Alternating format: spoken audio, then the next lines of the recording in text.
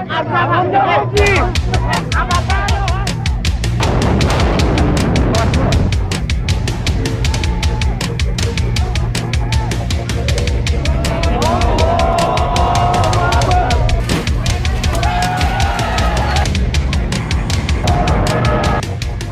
memutuskan untuk menyatakan berhenti.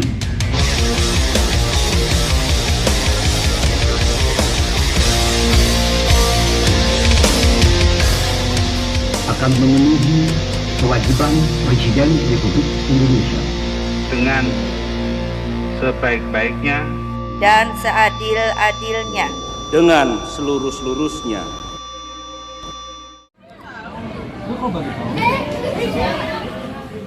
Halo guys, kami dari Kelompok 2 Sejarah Indonesia 12 MIPA 1. Halo guys, perkenalkan nama saya Muhammad Nawar Ibnu Ferdian. Saya dari kelas 12 MIPA 1 tim kontra Sejarah Indonesia kelompok 2.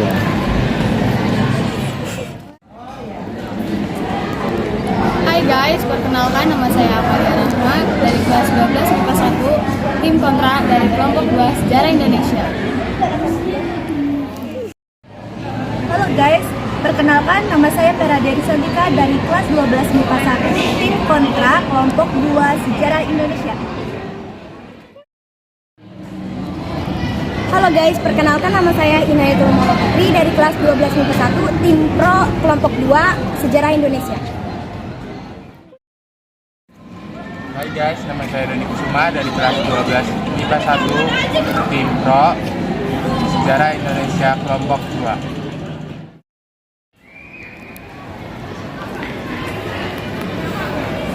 Hai guys, perkenalkan nama saya Galuh Fahani dari kelas 12 MIPA 1. Saya sebagai tim pro dari kelompok 2 Sejarah Indonesia.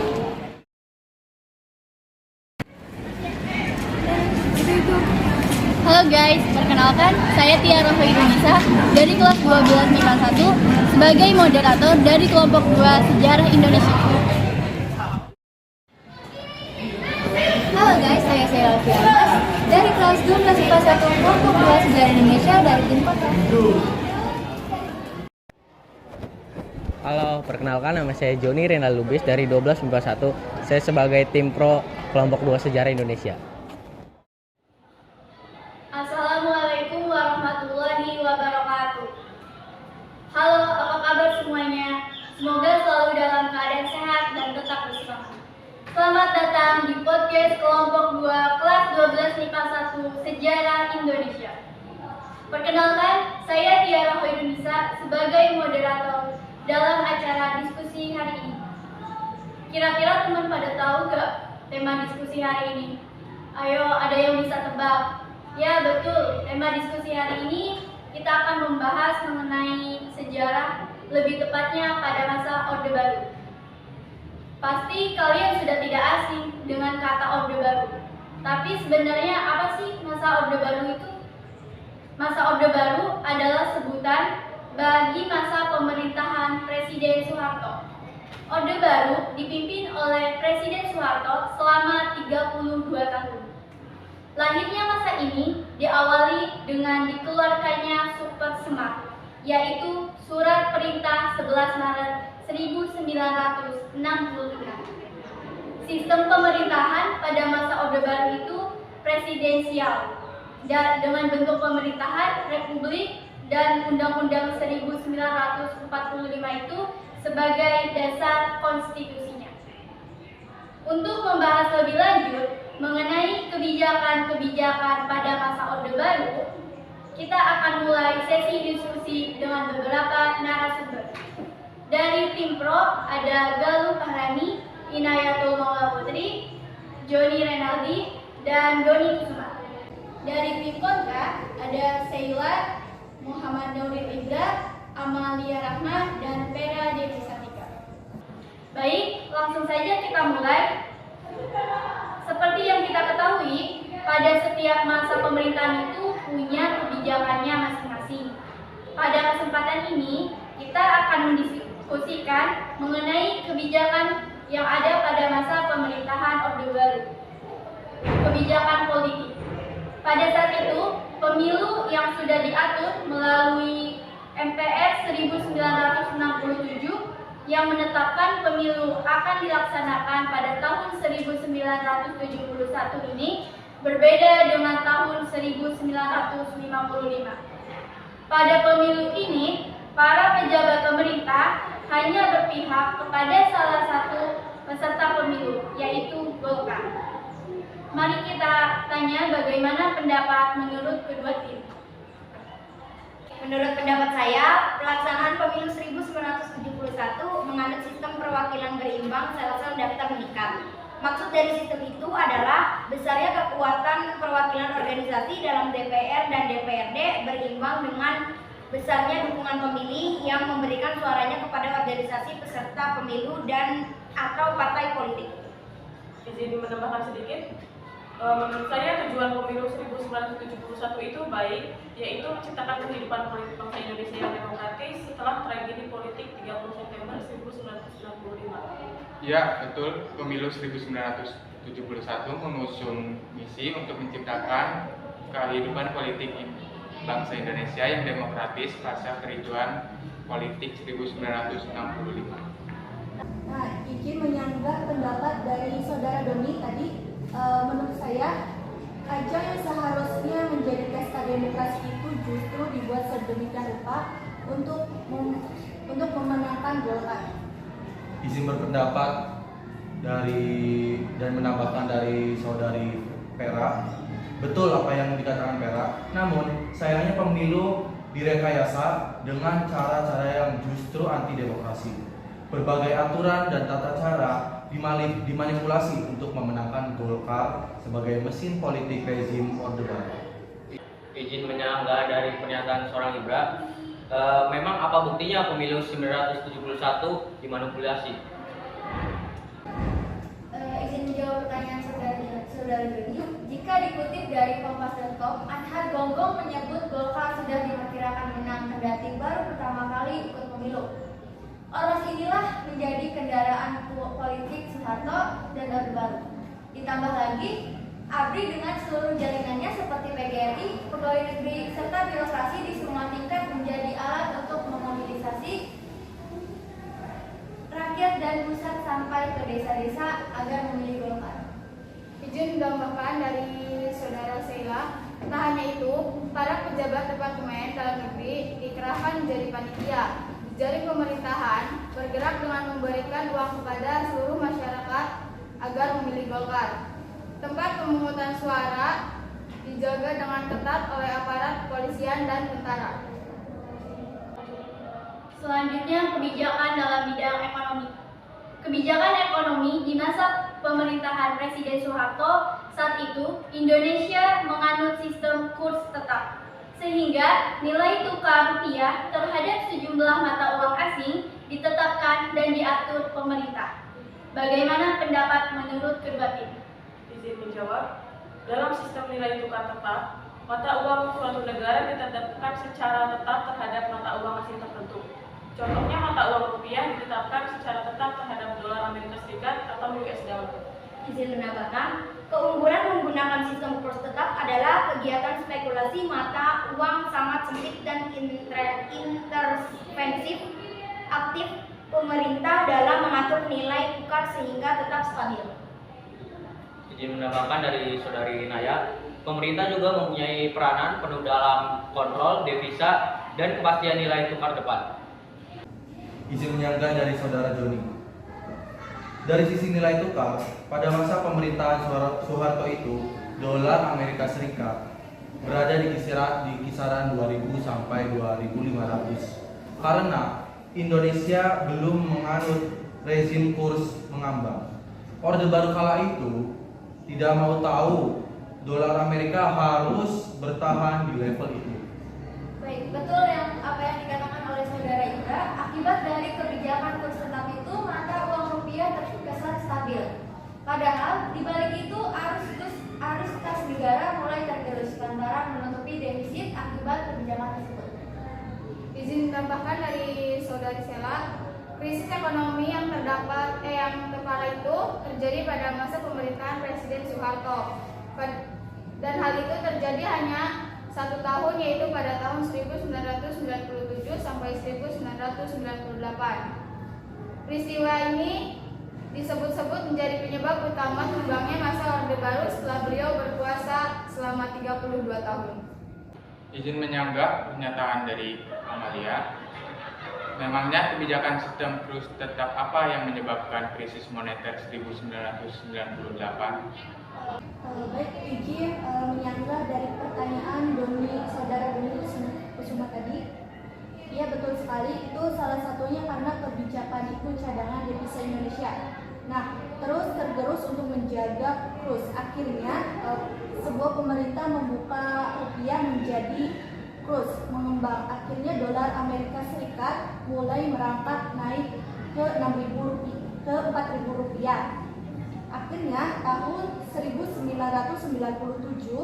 lanjut ke 6.000 rupiah di awal tahun 1998. Pelemahan rupiah diperparah ketika kondisi keamanan dan politik Indonesia semakin bergejolak. Pada bulan Mei tahun 1998 itu terjadilah kerusuhan di mana-mana sehingga mengakibatkan menuntut Presiden Soeharto mundur, dan mulai dari situ krisis moneter Indonesia semakin memuncak. Nah, itu pendapat dari kedua tim, pro dan kontra. Selanjutnya kita dengar pendapat dari narasumber lain yang sudah mengalami masa Orde Baru.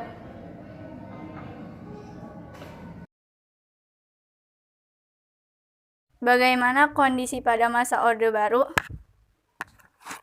Kondisi pada zaman itu sebetulnya Bapak tidak begitu mengalami dari sejak awal, sebab Orde Baru itu dimulai dari pemerintahannya zaman Presiden Soeharto, yaitu sekitar 1966. Cuma seingat Bapak, pada zaman itu secara politis juga tidak dibebaskan, artinya orang itu tidak memilih bebas, tidak seperti zaman sekarang, dimana seingat Bapak waktu itu tuh hanya ada beberapa partai politik saja, diantaranya yaitu PDI, juga P3, serta Golongan Karya, dan berapa lagi ya kalau nggak salah, cuma seingatnya itulah. Secara ekonomi juga waktu itu sedikit untuk ekonomi kurang berkembang, di mana untuk masyarakat pedesaan khususnya yang Bapak rasakan waktu itu belum adanya listrik, jadi belum ada pemerataan secara ekonomi, di mana untuk memenuhi kebutuhan listrik itu memang di kampung itu tidak terasa. Yang merasakan itu masyarakat kota saja yang memang waktu itu sudah ada listrik, sementara di pedesaan seperti di desa Bapak yaitu desa Sergul waktu belum ada, bahkan harus yang namanya radio ataupun televisi itu harus menggunakan aki atau acu dan disetrum dulu itu ke Sindang Laut. Secara pendidikan juga begitu. Secara pendidikan hanya ada sekolah tuh yang jauh, yaitu jaraknya itu untuk SMP saja harus menempuh jarak sekitar kurang lebih 7 km. Tidak setiap kecamatan ada SMP, ada SMA secara pendidikan. Barangkali itu untuk gambaran sepintas tentang masa zaman Orde Baru. Apalagi yang ditanyakan? Lalu apa perbedaan masa Orde Baru dengan masa sekarang? Mungkin perbedaan sangat signifikan atau sangat jauh sekali, sebab waktu zaman Orde Baru juga mungkin kalau kita bandingkan dengan zaman Orde Lama juga ada perbedaan, sebab ketika itu zaman ke zaman itu pasti ada perbedaannya. Di antaranya yaitu secara politis untuk zaman yang dikatakan tadi bahwa zaman Orde Baru itu memang kita kekuasaan ada walaupun kekuasaan ada berada di tangan rakyat, tapi kenyataannya rakyat tidak bebas serta-merta memilih atau istilahnya memilih calon pemimpinnya. Bahkan waktu itu kita memilih pemimpin baik itu presiden, bupati ataupun gubernur itu kita tidak memilih langsung, tetapi waktu itu yang memilih itu partai, bukan kita memilih langsung. Sementara di zaman zaman reformasi sekarang kita itu memilih langsung partai, kita memilih pemimpin langsung, baik itu bupati, presiden, dan juga gubernur. Jadi itu dari segi politik. Dari segi ekonomi memang banyak perubahan. Dari segi ekonomi dulu harga-harga yang banyak orang miskin seperti keluarga bapak mungkin banyak yang tidak terjangkau, bahkan orang yang punya televisi, sepeda itu bisa dikatakan barang-barang mewah, apalagi yang namanya kendaraan motor dan mobil, apalagi HP itu bukan zamannya waktu itu. Tapi kan sekarang di zaman reformasi mungkin karena zamannya seperti ekonomi juga sudah hampir merata, tidak di kampung tidak di kota, semuanya itu sudah sama. Bahkan yang namanya motor, barang-barang mewah itu seperti motor, televisi yang dulu dianggap mewah sekarang bukan hal mewah lagi. Satu keluarga udah mempunyai katakan 3 atau 4 kendaraan bermotor. Untuk secara pendidikan juga begitu. Secara pendidikan dulu waktu bapak sekolah itu dari mulai sekolah dasar sampai waktu dulu itu katakan SLTP, SLTA itu masih menggunakan biaya sendiri. Artinya ada BP3 atau SPP yang dipungut oleh peserta didik. Sementara sekarang di zaman reformasi itu kita asal mau semua pembiayaan dibiayai oleh pemerintah, sehingga kita sebagai peserta didik tinggal menggunakannya saja. Artinya kita tinggal semangat untuk belajar karena pembiayaan itu sudah dibiayai oleh negara itu sampai SLTA. Tapi untuk yang berprestasi dan secara kurang ekonominya mungkin bisa sampai perguruan tinggi pemerintah menjamin untuk bersekolah. Pertanyaannya, apakah Ibu mengalami masa Orde Baru? Terus bagaimana kondisi pada saat itu? Ya, mengalami karena Ibu lahir tahun 63, kemudian 65 puncaknya PKI ya, pemberontakan PKI, kemudian tahun 66 itu berganti dengan Orde Baru. Ya, jadi walaupun masih kecil tapi Ibu udah merasakan bahwa pemerintahan Orde Baru ini pemerintahan yang boleh dikatakan pemerintahan yang kondusif. Kenapa kondusif? Karena keamanan negara kita itu terjamin ya, artinya tidak ada huru-hara seperti sekarang misalnya ada pemberontakan, ada begal, ada perampokan, ada pencurian dan kejahatan-kejahatan yang terbuka begitu. Kalau dulu kan tidak ada karena memang Orde Baru kepemimpinan Orde Baru ini pemimpinan boleh dikatakan kepemimpinan yang semi militer.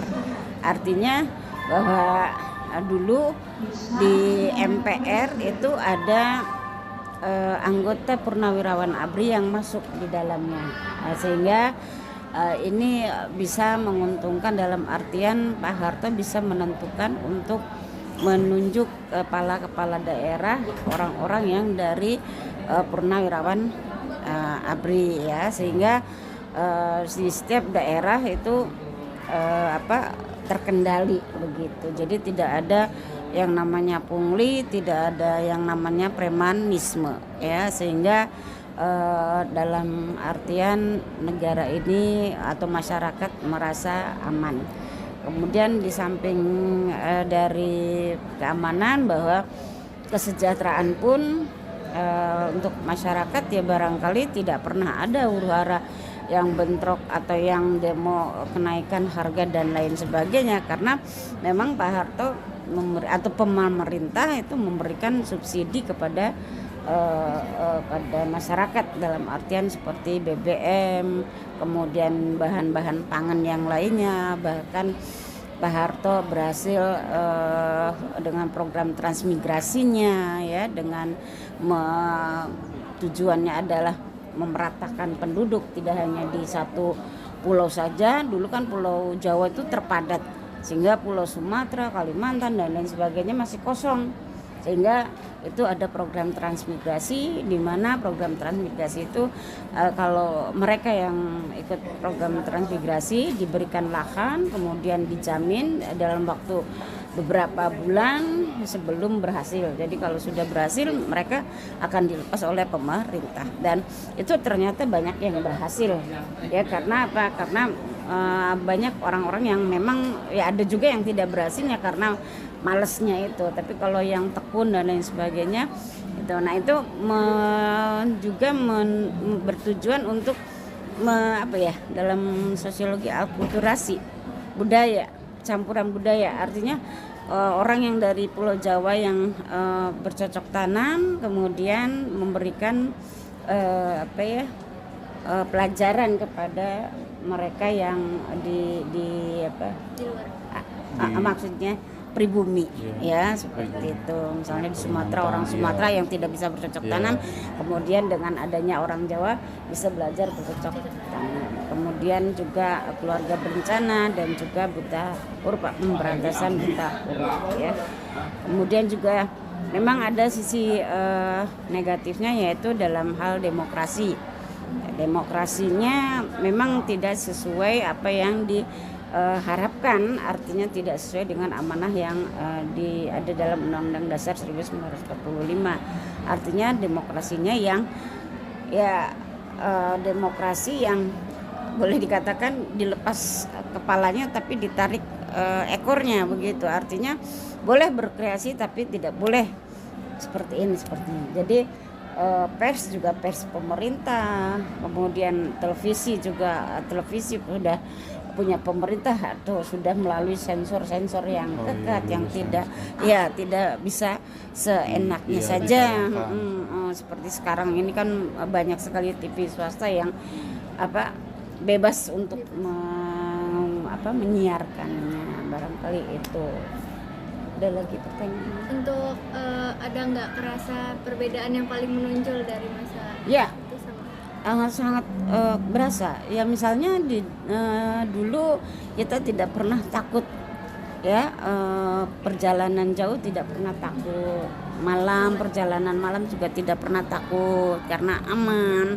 Kalau sekarang kan ada rasa ketakutan, kemudian anak juga dilepas takut, sekolah juga takut karena ada yaitu tadi ada orang-orang yang kriminal. Kalau dulu ada pemerintah Orde Baru punya program, yaitu memberantas orang-orang atau premanisme yang disebut Petrus, penembak misterius. Jadi penembak ini adalah orang-orang yang ditugaskan oleh pemerintah yang sudah orang ini fotonya, kemudian ini kejahatannya ini, kemudian silahkan, kemudian ditembak, dibuang begitu saja. Kalau sekarang mungkin kenapa tidak dilakukan, yaitu kembali kepada HAM itu. Padahal HAM-nya dulu kan belum diberlakukan di Indonesia. Sekarang kan ada HAM, jadi segala sesuatunya HAM. Padahal mungkin salah kaprah, tidak sesuai dengan penempatannya di mana. Baik, itu saja Bu. Kamu kan nggak mengalami masa Orde Baru. Apa sih yang kamu ketahui tentang masa Orde Baru?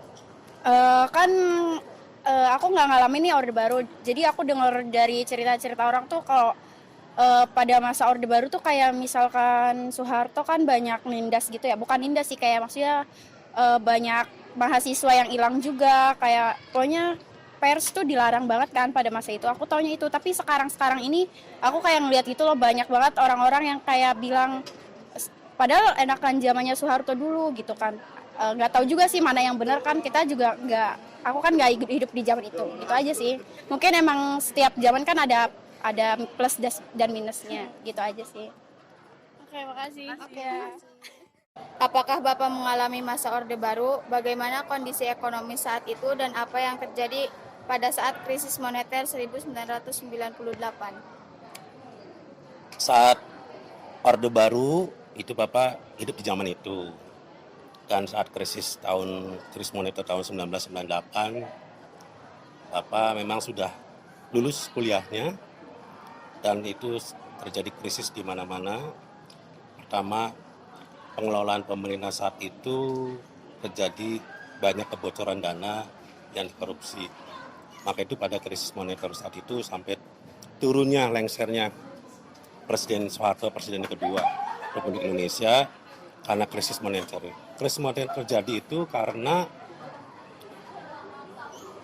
sudah tidak ada kepercayaan masyarakat Indonesia maupun luar negeri terhadap ekonomi Indonesia, maka terjadi krisis. Jadi ya itu semua hampir sulit. Sampai karena tempe susah sampai ngantri, beli susu ngantri, beli sabun juga ngantri karena krisis. Karena saat itu sebenarnya Pak Harto bagus, hebat. Tapi karena mungkin terlalu lama berkuasa, saat itu akhirnya kepercayaan rakyat sudah mulai berkurang. Nah saat itu tidak ada lagi yang namanya pergantian presiden, berganti kepemimpinan negara gitu. Akhirnya ya masyarakat sudah tidak percaya lagi. Ketidakpercayaan masyarakat akan menyebabkan tadi inflasi di mana-mana. Perekonomian jadi tidak karuan. Harga tinggi sementara uang yang beredar sulit dicari. Terjadilah kekurangan pangan dan lain sebagainya. Itu yang Bapak tahu. Makasih Pak. Enak banget ya. Hah? Kamu emang enggak?